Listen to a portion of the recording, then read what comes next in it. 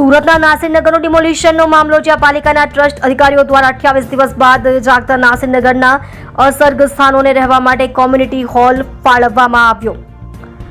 Community હોલમાં પણ કેટલીક અસુવિધાઓ હોવાનો આક્ષેપ અસરગ્રસ્તો દ્વારા કરવામાં આવ્યા. ટોયલેટ બાથરૂમના અંદર પાણીના નળ નહીં હોવાના, પીવાનું પાણી નહીં હોવાનું પણ આક્ષેપ કરવામાં આવ્યો. અસરગ્રસ્તો અને એનજીઓ દ્વારા પોતે જ અહીં ભોજન લાવી, પાણી લાવી ગુજારો ચલાવવામાં આવી રહ્યો છે. લોકોની એક જ માંગ છે કે અમને ઘરના બદલે ઘર આપે તેવી આશા કરીને બેઠા છે.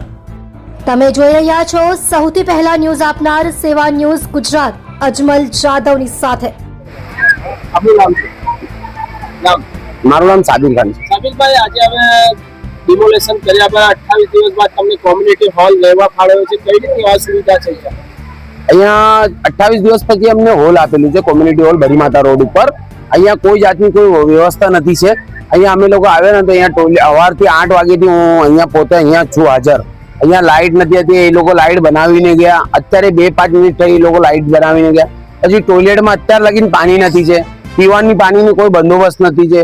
ટોયલેટમાં તમે ગંદકી જોઈ શકો છો, એટલી વધારે ગંદકી છે કે તમે માણસ પણ ત્યાં ઊભો નથી રહે.